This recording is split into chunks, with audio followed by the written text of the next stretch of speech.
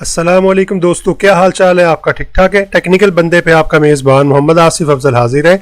दोस्तों, आज मैं आपको बताऊंगा कि आप किस तरह से माइक्रोसॉफ्ट वर्ड 2016 के अंदर काम कर सकती हैं। आज का जो लेक्चर है, चूंकि पहला लेक्चर है, इसलिए इसमें मैं सिर्फ आपको जो है वो सेटिंग अप इन्वायरमेंट जो है उसके बारे में बताऊंगा कि आप ओवरऑल इन्वायरमेंट जो है वर्ड का वो कैसे सेट कर सकते हैं। दोस्तों, अगर अभी तक आपने मेरा चैनल सब्सक्राइब नहीं किया तो प्लीज़ मेरे चैनल को सब्सक्राइब कर दें और साथ में लगे बेल के आइकन को जरूर प्रेस कर दीजिएगा ताकि मेरी आने वाली नई जितनी भी वीडियोज़ हैं उनके नोटिफिकेशन आप तक वक्त पे पहुंचते रहे।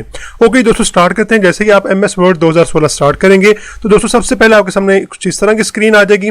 ये आपकी 2013 से मिलती जुलती भी है और 2019 आने वाला है उससे भी मिलती जुलती है, लेकिन मैंने अभी फिलहाल जो यहाँ पे आपके सामने एप्लीकेशन ओपन की हुई है वो माइक्रोसॉफ्ट वर्ड 2016 है।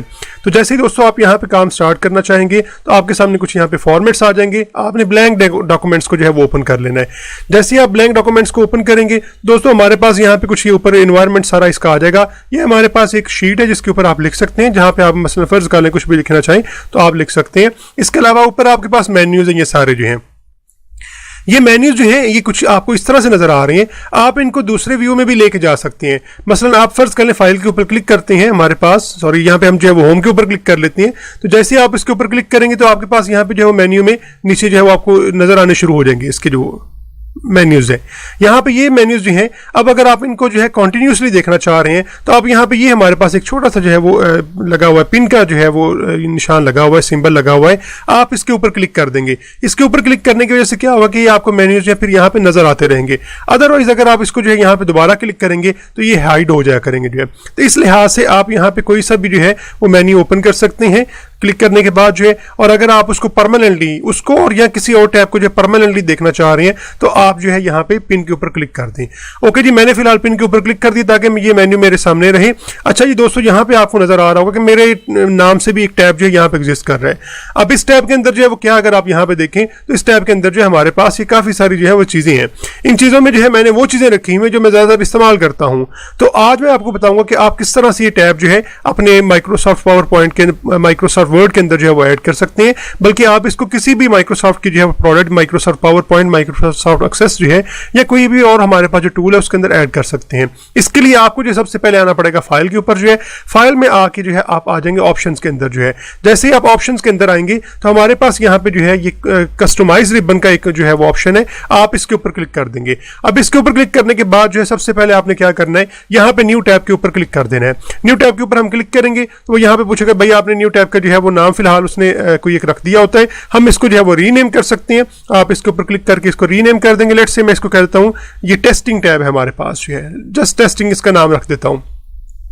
ओके करेंगे। ओके करने के बाद ये हमारे पास जो टैब बन जाएगा यहाँ पे जो है। अब आप इसे कहाँ पे देखना चाह रहे हैं, कहाँ पे देखने से मुराद ये सबसे पहले देखना चाह रहे हैं यानी होम से पहले देखना चाह रहे हैं, या आप इसे किसी और जो है यहाँ पे व्यू में देखना चाह रहे हैं। तो जहां पे भी आप इसे देखना चाह रहे हैं आप इस पॉइंट से जो है इसको आगे पीछे जो है वो लेके आ सकते हैं। मैं फिलहाल इसको जो है वो होम के बाद ले आता हूँ टेस्टिंग टैब को जो है। अब इसके अंदर आपने जो है वो ग्रुप्स क्रिएट करने हैं। इन ग्रुप्स के अंदर जो है आपने जो है वो डिफरेंट जो है वो कॉन्टेंट्स रख सकते हैं, डिफरेंट टूल जो है वो यहाँ पे रख सकते हैं। मिसाल के तौर पर मैं यहाँ पे जो है वो एक ग्रुप क्रिएट, आपका जो है वो डिफॉल्टली एक ग्रुप क्रिएट हो गया होगा। आप यहाँ पे एक और नया ग्रुप जो है वो यहाँ से क्रिएट कर सकते हैं। तो ये 3-4 ग्रुप हम जो है यहाँ पे क्रिएट कर लेते हैं। फर्स्ट कल हमने 3 ग्रुप क्रिएट कर लिए। यहाँ पे मैं कर लेता हूँ बेसिक टूल के नाम से जो है मैं इस ग्रुप का नाम रख लेता हूँ। आप कोई सा भी नाम इसका रख सकते हैं, ठीक है जी। मैं यहाँ पे जो है इसका नाम रख लेता हूँ बेसिक टूल जो है। नहीं जी, बेसिक टूल हमने इसका नाम रख दिया। अब इसके बाद जो है ये वाला टूल जो है हमारे पास, हम इससे जो है फर्ज कर लें कोई जो है वो फॉर्मेट टूल इसका नाम रख लेते हैं ताकि इसके अंदर जो है वो फॉर्मेट वाले टूल सारे आ जाएं जी। इस तरह से हमने इसका फॉर्मेट टूल्स का नाम रख दिया। इसका नाम हम जो है फर्ज कर लें टेबल का नाम रख देते हैं कि इसके अंदर सारे टेबल वाले टूल जो है वो आ जाएंगे, ठीक है जी। ये हमने इसका जो है वो क्रिएट कर लिया।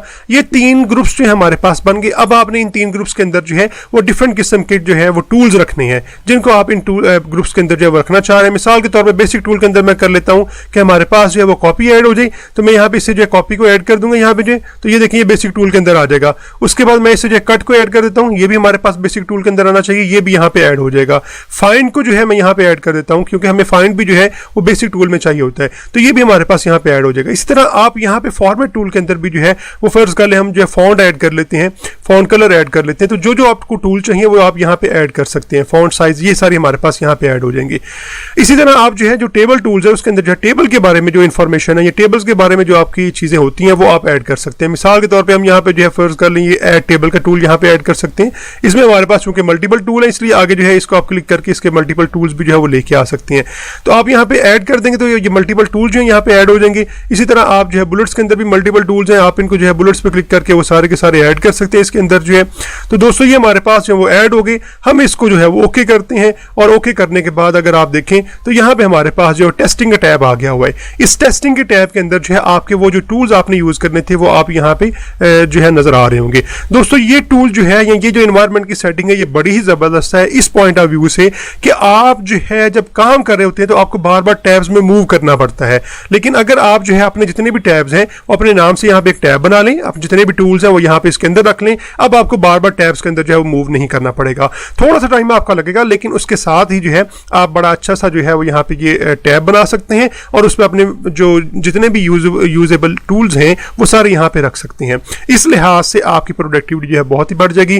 दोस्तों उम्मीद है आपको आज की वीडियो पसंद आई होगी और वीडियो को जाते हुए जरूर लाइक कीजिएगा और अभी तक अगर आपने मेरा चैनल सब्सक्राइब नहीं किया तो प्लीज मेरे चैनल को सब्सक्राइब कर दीजिएगा और साथ में लगे बेल के आइकन को जरूर प्रेस कीजिएगा ताकि मेरी आने वाली जितनी भी वीडियोस हैं उनके नोटिफिकेशन आप तक वक्त पे पहुंचते रहें। ओके जी, मिलते हैं ब्रेक के बाद।